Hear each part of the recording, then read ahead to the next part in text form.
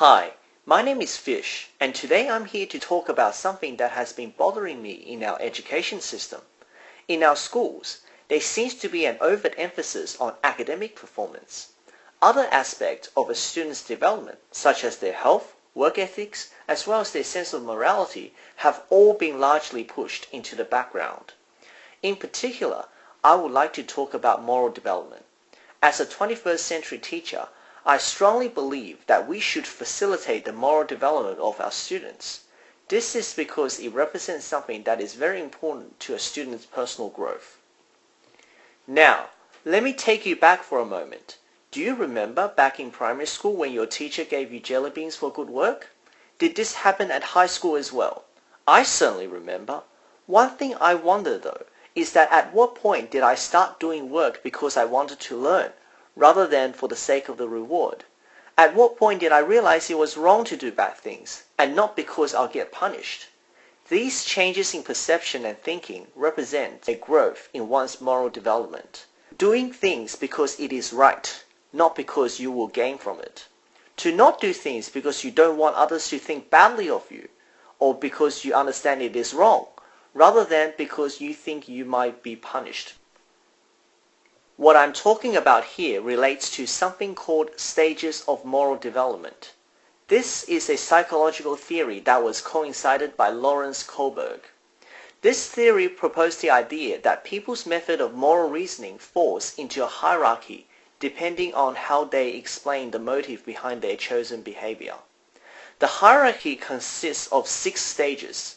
People whose moral reasoning is at stage 1 would do things for the sake of avoiding a punishment. At stage 2, people's actions are directed by the desire to obtain a personal gain.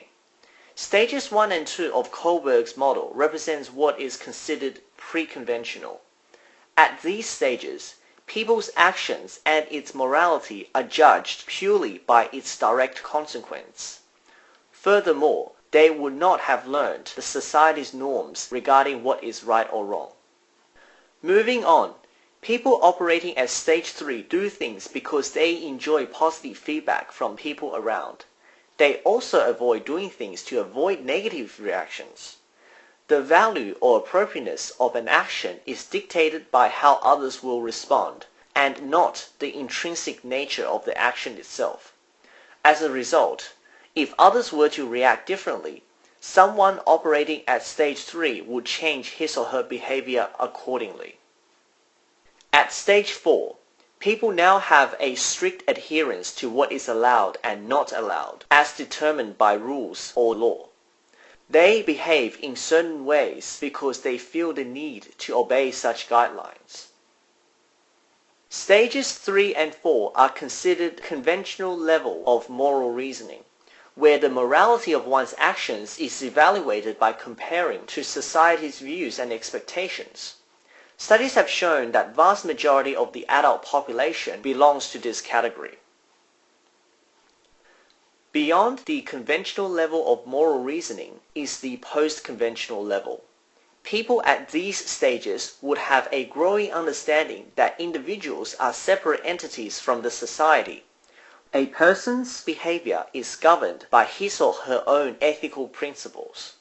An action is performed simply because it is believed to be right, not because it is instrumental, expected, legal, or previously agreed upon. This is a very transcendent level of moral reasoning, with only a very small number of people being able to reach this stage.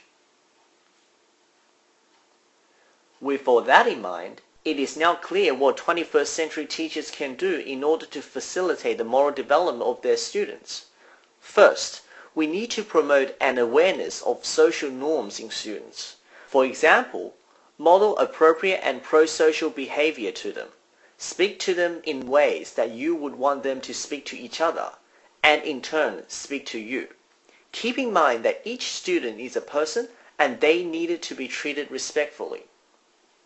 Second, in order to facilitate the moral development of students, we need to promote moral reasoning and moral behavior. This can be done by being explicit about acceptable behaviors and also explaining why something is considered acceptable. This will help students develop their ability to reason on a morality basis. Moral behavior in students can be promoted by encouraging them to participate in activities that can show care, empathy, and justice. By doing all this, we could help our students traverse into higher stages of Kohlberg's model, which in turn allows them to be more mature in their morality and become more adequate at responding to moral dilemmas. As a final note, teachers should be patient when it comes to the progress of each child. Don't expect something you have said once to make some sort of drastic change in a student. Only with time will students grow and embrace personal changes, and there is no better feeling than knowing that you have made a difference in someone's life.